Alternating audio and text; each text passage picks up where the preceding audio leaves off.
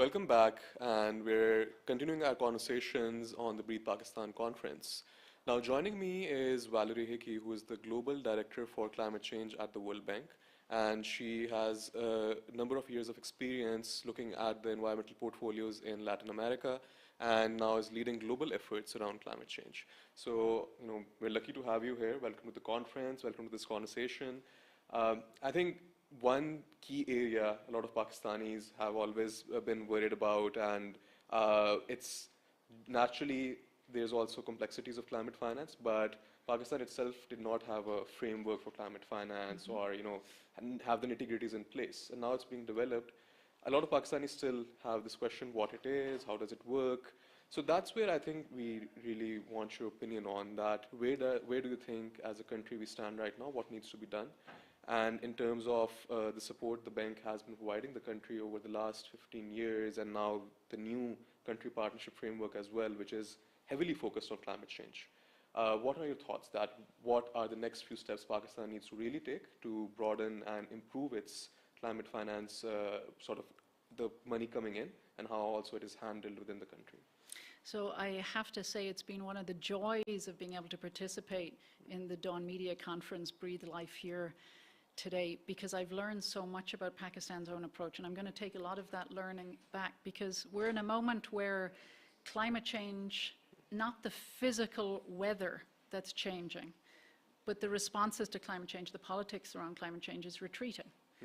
And people are looking for easy answers. And something that I learned very much from the conference today is that Pakistan isn't in the business of looking for easy answers. It's in the business of finding the right answers that are fit for purpose, that are going to deliver a response to climate action that helps lift people out of the path of climate change and the slow-moving misery that is so much associated with floods, drought, desertification, and land degradation, which of course is how poor people experience climate change every day.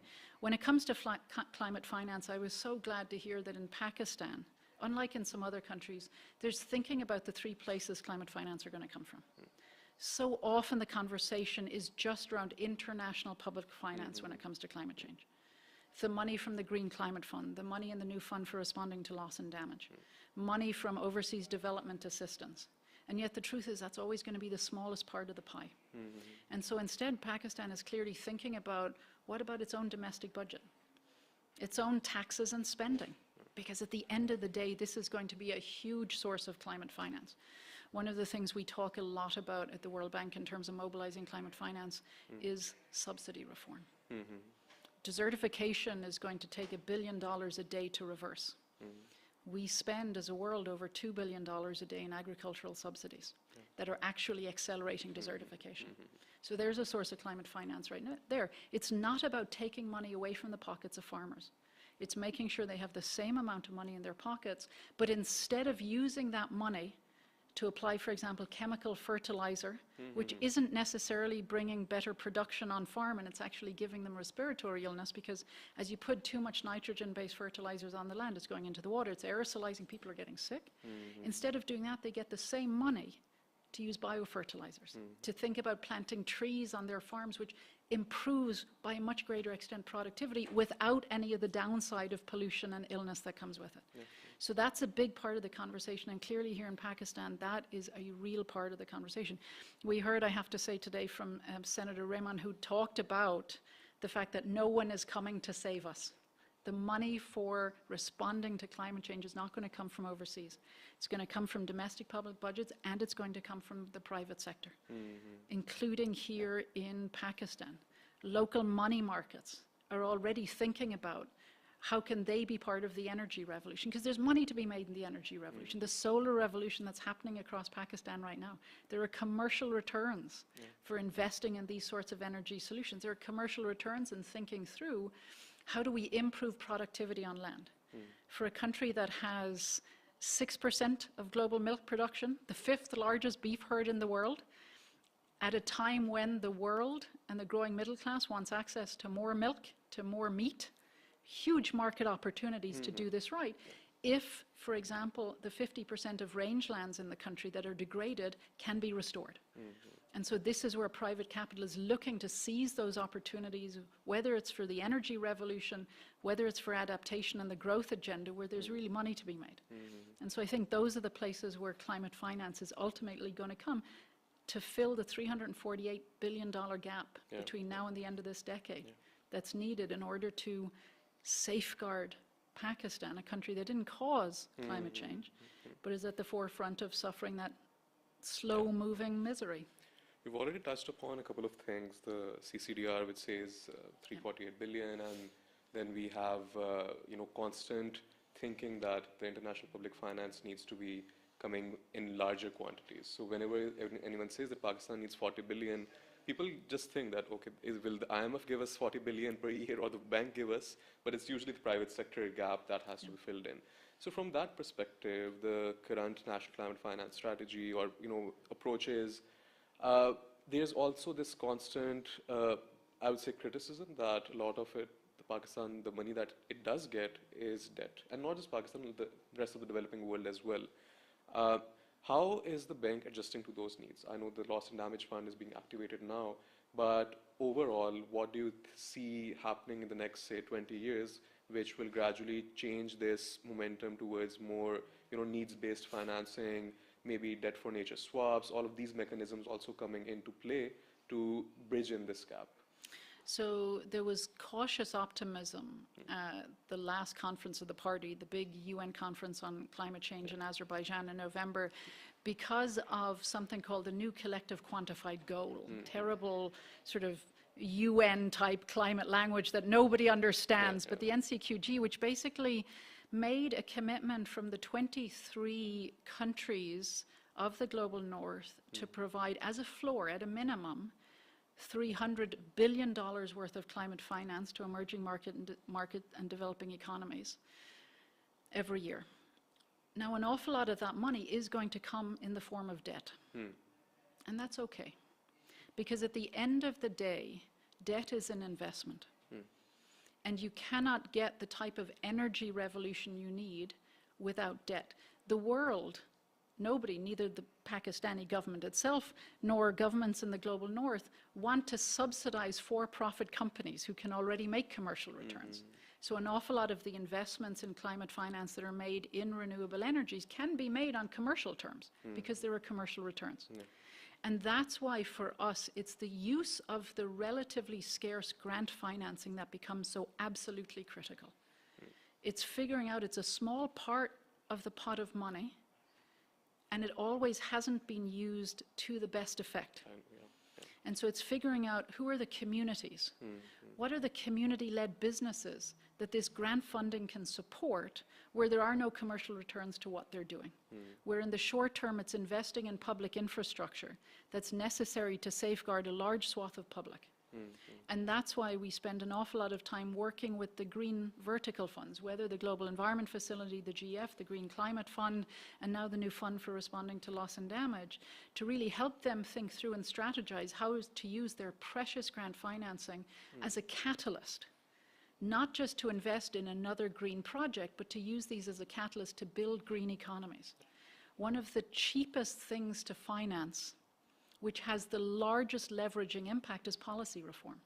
It's not easy, it's not expensive, but it's a great use of grant resources where it can push a country to really think differently, create an enabling environment to attract private capital.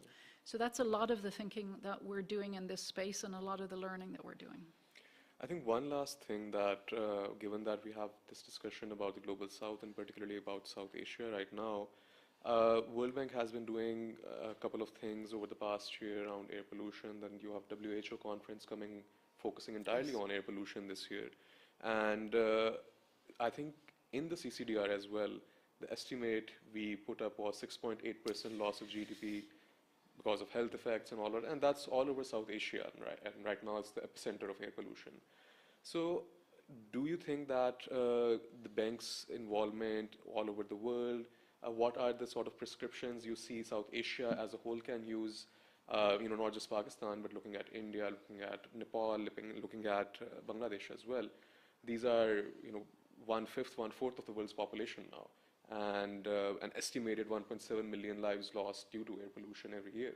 So do you think that this is the key area South Asia should be focused on? And I personally, think that this is one of those things that will bring the largest benefit, both in terms of public health and decarbonization. But how is the, sort of bank thinking about this big crisis as well, and what are the ideas that we're deploying right now to solve it?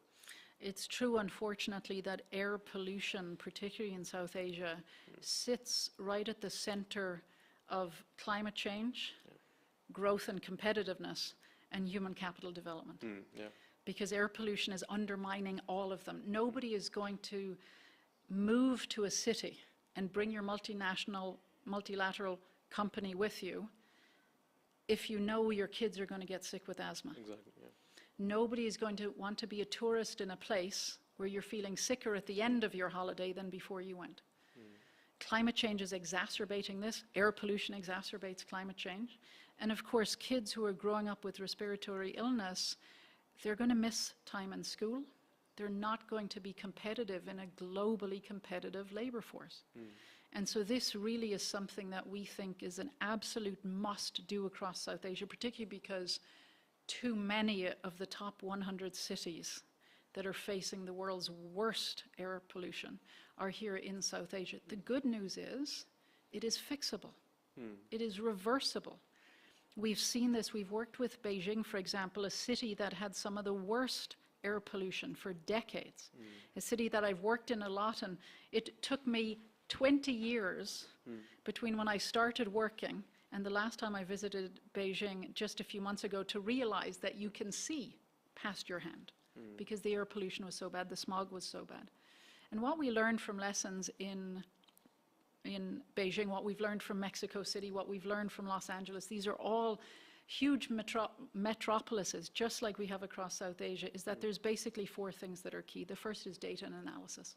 It's ensuring that we know what's causing the air pollution. Because too often people make guesses and you can't invest in a solution that turns out to be the wrong solution. So data and analysis really matters. The second thing that matters is policy reform. It's figuring out what is driving the behavior, whether it's, for example, in crop stubble burning. Farmers don't do that because they want to pollute the air, because they're getting sick from it too. They do it because that's the fastest way to ready for another crop. So how do we create policy that incentivizes them to do something different? The third thing we have to look at is how do you build credible institutions?